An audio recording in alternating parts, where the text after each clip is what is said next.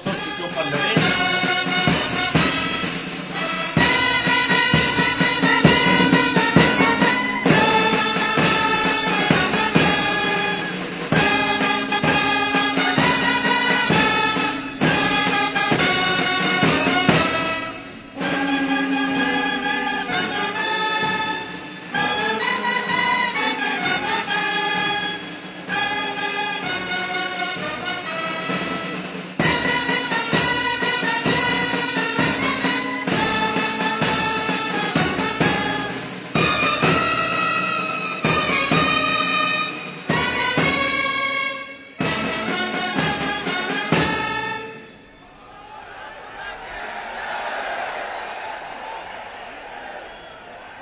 तस्वीरें देखिए, राजस्थान के बाद अब शपथ ग्रहण समारोह औपचारिक रूप से इसकी शुरुआत हो चुकी है। थोड़ी देर में मुख्यमंत्री के तौर पर सिद्धारमैया को गवर्नर थावरचंद गहलोत शपथ दिलाएंगे और उसके बाद फिर उप मुख्यमंत्री के तौर पर डीके शिव कुमार को शपथ दिलाई जाएगी। प्रचंड जीत के बाद कर्नाटक की ये कांग्रेस की सरकार वहां बन रही है। बीजेपी वहां पर सब बहुत पीछे पिछड़ गई। जो उम्मीदें थी बीजेपी की यहाँ चकनाचूर हो गई और इसके बाद जो एक तरह का परसेप्शन कांग्रेस के लिए बना है कि फिर से उठ खड़ी हुई है कांग्रेस, और कांग्रेस के लिए इस तरह से कर्नाटक की जीत संजीवनी का काम करेगी। तस्वीरें आप देखिए, तमाम छोटे दलों के नेता भी, क्षेत्रीय दलों के नेता वहां पर पहुंचे हुए हैं। गोप्यता प्रमाण वचना हेमंत सोरेन आपको तस्वीरों में दिखाई दे रहे हैं और सिद्धारमैया को मुख्यमंत्री के तौर पर शपथ लेने के लिए आमंत्रित किया गया। इस समय वे गवर्नर थावरचंद गहलोत के साथ बातचीत करते हुए, और ये कंफ्यूजन हो गया मंच पर कि किस माइक पर उनको शपथ लेनी है। शपथ का पत्र भी वे वहां पर अपने स्टाफ से मांग रहे हैं। जाहिर तौर पर बड़ी जीत है, बड़ी जीत के बीच, और देखिए शोर देखिए, पॉपुलैरिटी देखिए, कितनी ज़बरदस्त पॉपुलैरिटी है सिद्धारमैया की कि जैसे ही वो मंच पर खड़े हुए माइक के सामने, वहां पर शोर मचने लगा। ಎಂಬ ಹೆಸರಿನ ನಾನು ಕಾನೂನಿನ ಮೂಲಕ ಸ್ಥಾಪಿತವಾದ ಭಾರತದ ಸಂವಿಧಾನದ ವಿಷಯದಲ್ಲಿ ನಿಜವಾದ ಶ್ರದ್ಧೆ ಮತ್ತು ನಿಷ್ಠೆಯನ್ನು ಹೊಂದಿರುತ್ತೇನೆಂದು ನಾನು ಭಾರತದ ಸಾರ್ವಭೌಮತ್ವವನ್ನು ಮತ್ತು ಅಖಂಡತೆಯನ್ನು ಎತ್ತಿ ಹಿಡಿಯುತ್ತೇನೆಂದು ಮತ್ತು ಕರ್ನಾಟಕ ರಾಜ್ಯದ ಮುಖ್ಯಮಂತ್ರಿಯಾಗಿ ನನ್ನ ಕರ್ತವ್ಯಗಳನ್ನು सिद्धारमैया देखिए इस समय शपथ ले रहे हैं मुख्यमंत्री के तौर पर। 2006 में जेडीएस छोड़कर कांग्रेस में शामिल हुए। 2013 से 18 तक वो 5 साल पूरा करने वाले दूसरे सीएम बने कर्नाटक के। हालांकि इस दौरान बीच में उनको लगातार झटके लगते रहे। 8 साल तक विधानसभा में नेता प्रतिपक्ष भी रहे। 9 बार वो अब तक विधायक चुने जा चुके हैं। ओल्ड मैसूर के ओबीसी कुरवा समाज से आते हैं, जबरदस्त पकड़ रखते हैं। 1983 से लगातार राजनीति में सक्रिय हैं और 9 बार विधायक चुने जा चुके हैं। आशीष, लंबा करियर है और करियर के साथ साथ अपने जो जिसको कहते हैं ना कि राजनीति में अगर आप अपने आप को मुफीद बनाए रखते हैं तो फिर आपसे बड़ा नेता कोई नहीं होता। इन्होंने एक पिछली बार जब मुख्यमंत्री की रेस में आए तो मल्लिकार्जुन खड़गे जैसे नेता को पछाड़कर मुख्यमंत्री बने थे, और इस बार डीके शिव कुमार की दावेदारी बहुत मजबूत मानी जा रही थी। फिर से उनको पछाड़ा और अपनी पॉपुलैरिटी की वजह से फिर से मुख्यमंत्री की शपथ ली। और काफी बड़ी जिम्मेदारी भी होगी, और सबसे बड़ी जिम्मेदारी होगी कि 2024 के लोकसभा इलेक्शन में कर्नाटक में, जहां पर अब साल भर से अंदर के अगर आप समय ड्यूरेशन देखिए तो वहां पर ज्यादा से ज्यादा सीट, जो कि आप देखेंगे कि बीजेपी एक तरह से ऑलमोस्ट पूरी की पूरी सीट्स लेकर चली जाती है लोकसभा की कर्नाटक से, तो वो एक बड़ी जिम्मेदारी होगी। सीएम बन गए हैं, अच्छी बात है, लेकिन कांग्रेस ने आई एम श्योर सबसे बड़े इसी पैमाने को रखा होगा। सीएम और डिप्टी सीएम और बाकी पोर्टफोलियो जो कि सिद्धारमैया और डीके शिव कुमार के गुट के बीच में काफ़ी कुछ तनातनी चली थी, और 2024 का क्या फॉर्मूला हो सकता है कम से कम कर्नाटक के लिए, उसको ध्यान में रखा गया था। प्रदीप सिंह जी, ये तस्वीरें हम 2024 के लोकसभा इलेक्शन के लिए तो बात कर ही रहे हैं, वो तो एक बड़ा मैसेजिंग कांग्रेस की तरफ से है ही यूपीए के लिए और साथ ही साथ बीजेपी के लिए, लेकिन इस साल में जो बाकी 5 राज्यों में चुनाव होने वाले हैं, उन राज्यों पर भी क्या इस शक्ति प्रदर्शन का असर पड़ेगा?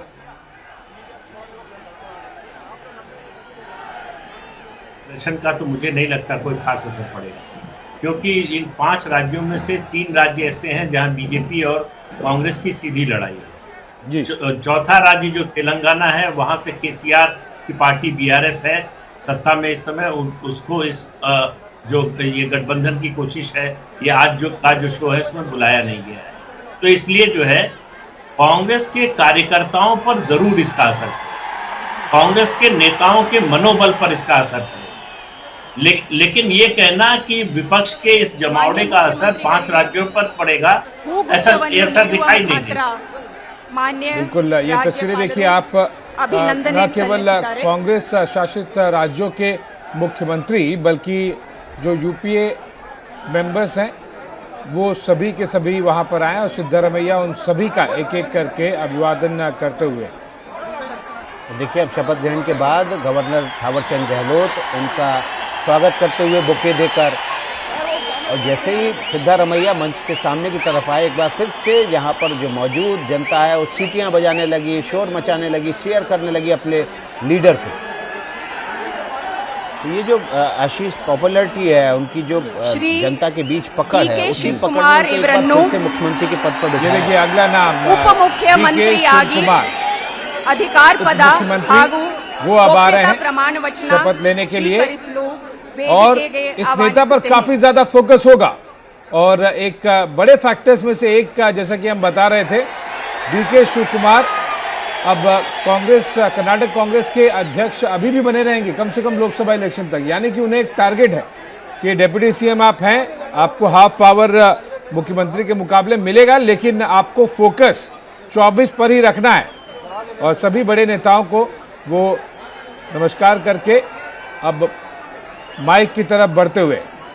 देखिए, ये तस्वीर जो है ना, डीके शिव कुमार संगठन के बहुत ही कुशल कारीगर हैं। कांग्रेस को वहां पर जीत दिलाने में पिछले 3 साल में उन्होंने जमीन पर अथक मेहनत की है। लगातार वो चुनाव जीतते चले आ रहे हैं और वोकालिगा समाज पर उनकी अच्छी पकड़ है, और इसी वजह से इस बार जेडीएस को बड़ा झटका लगा है।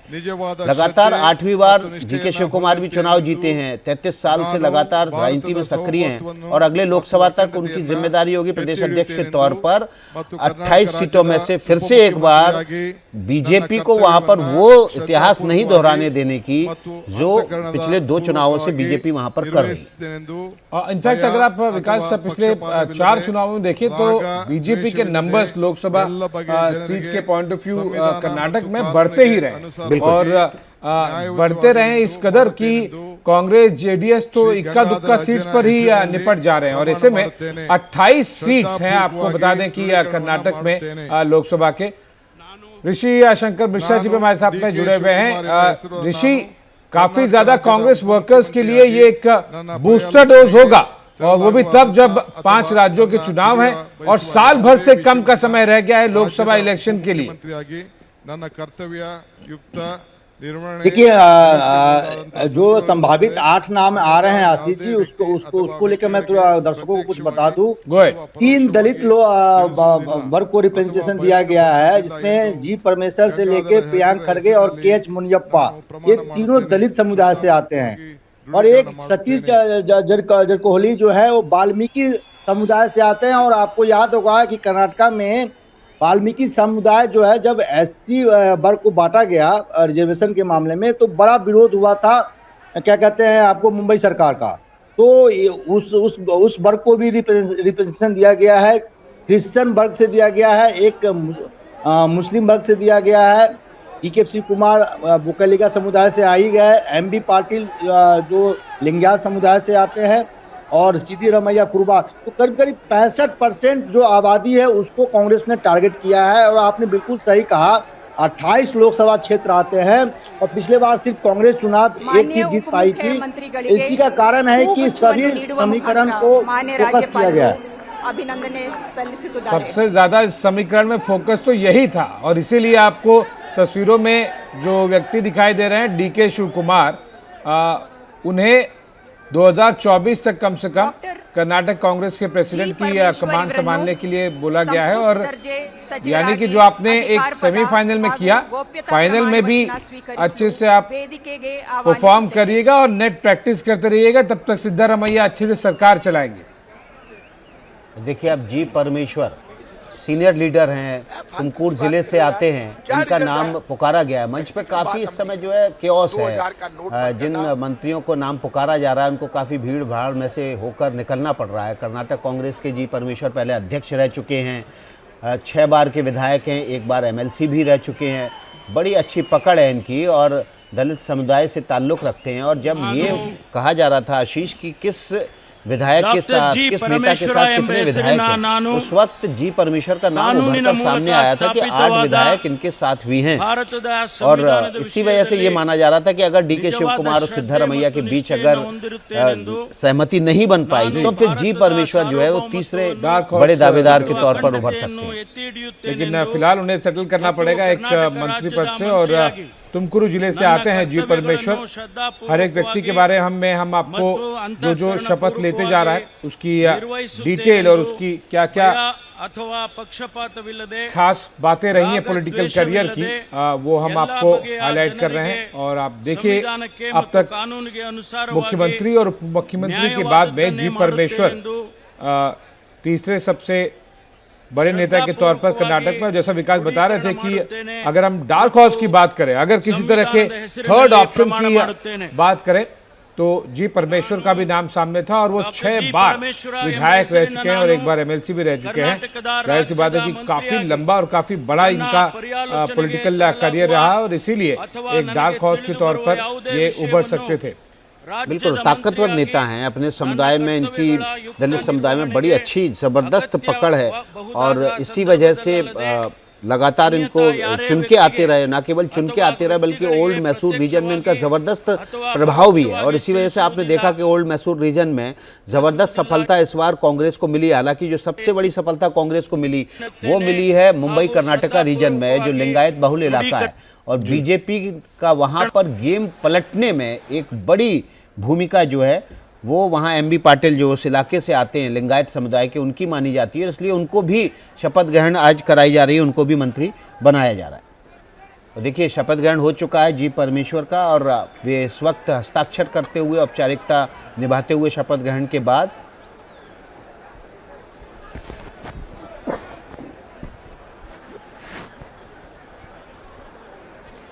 हम आपको ये भी दिखा रहे हैं कि किस तरह से आप सिद्धारमैया मंत्रिमंडल में वंशवाद फैक्टर भी देखिए। सिद्धारमैया के बेटे विधायक रहे हैं, DK शिव कुमार के भाई सांसद हैं, MB पाटिल पिता मंत्री रहे हैं और साथ ही साथ प्रियांक खरगे, मल्लिकार्जुन खरगे के बेटे ये पिता मंत्री रहे हैं, सतीश जरकिहोली, 3 भाई विधायक हैं। अपने आप में एक छोटी पार्टी लिए चल रहे हैं परिवार वाली। रामलिंग रेड्डी बेटी विधायक रही हैं, KH मुनियप्पा बेटी विधायक रहे।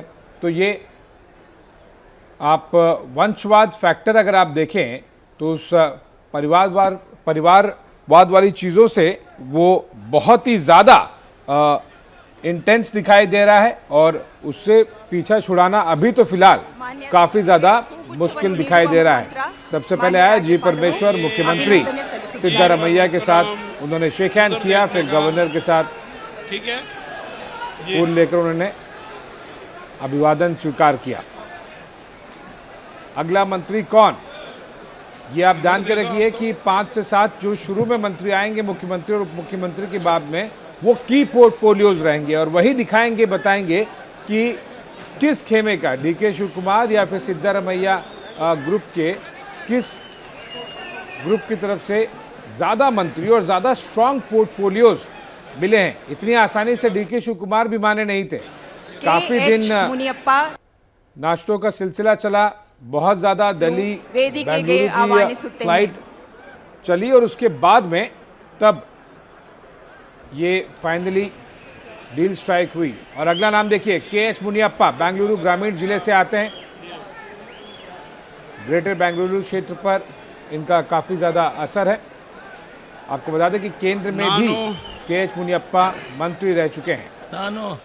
ಕಂಬದಳ್ಳಿ ಹನುಮಪ್ಪ ಮುನಿಯಪ್ಪ ಎಂಬ ಹೆಸರಿನ ನಾನು ಕಾನೂನಿನ ಮೂಲಕ ಸ್ಥಾಪಿತವಾದ ಭಾರತ ಸಂವಿಧಾನ ವಿಷಯದಲ್ಲಿ ನಿಜವಾದ ಶ್ರದ್ಧೆ ಮತ್ತು ನಿಷ್ಠೆಯನ್ನು ಹೊಂದಿರುತ್ತೇನೆಂದು, ನಾನು ಭಾರತದ ಸಾರ್ವಭೌಮತ್ವವನ್ನು ಮತ್ತು ಅಖಂಡತೆಯನ್ನು ಎತ್ತಿ ಹಿಡಿಯುತ್ತೇನೆಂದು ಮತ್ತು KH ಕರ್ನಾಟಕ ಮುನಿಯಪ್ಪ इस समय शपथ ग्रहण ले रहे हैं। धावन अल्ली से विधायक हैं और लगातार जीतते आ रहे हैं, सीनियर लीडर हैं। बेंगलुरु रीजन में इनका असर है, लेकिन इस बार बेंगलुरु में कांग्रेस को नुकसान हुआ है। ಸಂವಿಧಾನಕ್ಕೆ ಮತ್ತು ಕಾನೂನಿಗೆ ಅನುಸಾರವಾಗಿ ನ್ಯಾಯವಾದನ್ನೇ ಮಾಡುತ್ತೇನೆಂದು देवर प्रमाण दलित नेता हैं और इस बार हालांकि उनकी जो जीत की मार्जिन रही है तो थोड़ा कम रही है, 4631 मतों से इस बार ये चुनाव जीते हैं। लेकिन कांग्रेस का जो आधारभूत है वो दलित वर्ग का जो रुझान रहा है हमेशा कांग्रेस की तरफ रहा है। इसको नजर रखते हुए कहीं न कहीं KH मुनियप्पा को संभावित कैबिनेट में शामिल किया गया है। हालांकि आज 8 ही मंत्री शामिल होंगे। आशीष जी जिस चीज की चर्चा कर रहे थे, मेरे पास खबर है 10 लोग जो हैं सिद्धिरमैया के आगे जब कैबिनेट रिशफल होगा उसमें 10 लोग जो हैं सिद्धिरमैया के होंगे, 10 लोग जो होंगे क्या कहते हैं आपको DK शिव कुमार के गुट से होंगे। इस प्रकार का बंटवारा हुआ है। बाकी जो लोग होंगे और वो न्यूट्रल होंगे। आज जो देखिए आज जो शपथ ले रहे हैं, चाहे KH मुनियप्पा हो, MB पाटिल हो या सतीश जारकिहोली हो, किसी गुट के नहीं है, क्योंकि ये बड़े नेता हैं और अपने क्षेत्र में इनका अपना प्रभाव है। तो मैं इसे ना इन्हें सिद्धिरमैया गुट का मानता हूँ, ना DK शिव कुमार गुट का मानता हूँ। जरूरत पड़ती थी ऋषि जी, तो मुझे लग रहा था कि ये भी अपने आप में एक गुट और मुख्यमंत्री की रेस वाले नेताओं में से एक थे, जिनके पास खुद ही कई विधायकों का ये जो 8 नेता आज शपथ लेंगे अपने आप में बड़े नेता है जी। जो 8 आज जो नेता शपथ ले रहे हैं ये इनका अपने अपने क्षेत्र में अपना प्रभाव है, अपने अपने समाज के नेता हैं। तो मुझे नहीं लगता ना ये DK शिव कुमार गुट के हैं ना सिद्धिरमैया गुट के हैं, ये बड़े कांग्रेस के नेता हैं जो आज शपथ ले रहे हैं। बिल्कुल। प्रदीप सिंह जी हमारे साथ वरिष्ठ पत्रकार बने हुए हैं। प्रदीप सिंह जी, जो कॉम्बिनेशन तैयार किया गया है आज 8 मंत्रियों का, अलग अलग बिरादरी के, अलग अलग रीजन के, तो कांग्रेस ने पूरे कर्नाटक को एक तरह से बड़े नेताओं के तौर पर साधने की कोशिश की है। मुखांतर मान्य राज्यपालರು ಅಭಿನಂದಿಸಿದ್ದಾರೆ। 2024 का लोकसभा चुनाव उसको ये इस परफॉर्मेंस को दोहराने की चुनौती है। पिछले 4 लोकसभा चुनाव से भारतीय जनता पार्टी लोकसभा चुनाव में कर्नाटक की लगभग 2/3 सीटें जीतती रही। तो ये एक बीजेपी का रिकॉर्ड है जिसको तोड़ने और बदलने की कोशिश करनी होगी, क्योंकि DK शिव कुमार को फिर से जो है अध्यक्ष का भी जिम्मा दिया गया है लोकसभा चुनाव तक, इसलिए उनकी चुनौती और ज्यादा है कि वो जो 2019 का रिकॉर्ड था कांग्रेस का उसको बेहतर करें, अधिकार पद सीटें कम करें।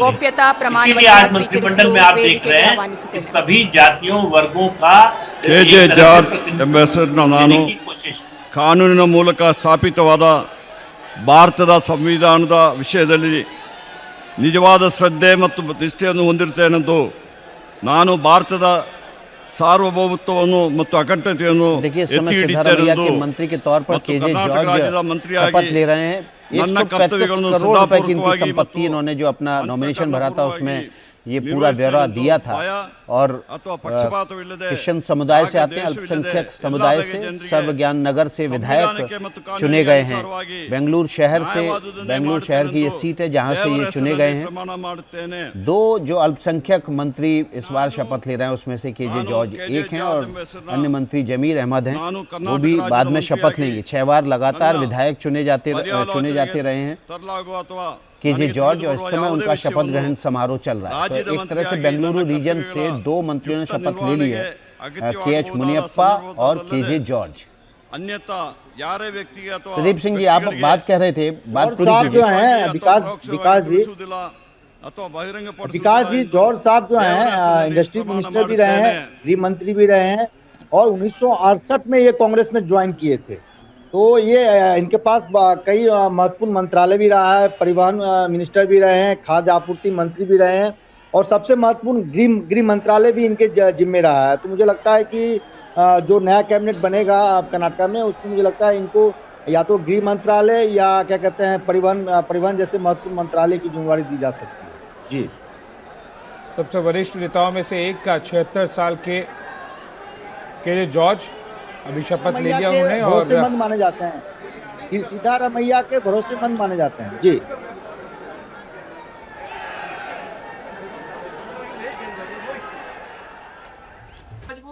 क्या मजबूरी है मेरी, बताइए। मैं अभी आपको बताती हूँ कि मैंने ओए होए होए होए नमकीन के चटकारे लेते हुए टकटकी मार के डिबेट शो को पॉज रिपीट कर कर के देख रहे हैं जोगिंदर जी। इनकी तरह आप भी देखें अपनी फेवरेट डिबेट्स को रिपीट कर और डाउनलोड कीजिए एबीपी लाइव ऐप अपने स्मार्ट टीवी पर।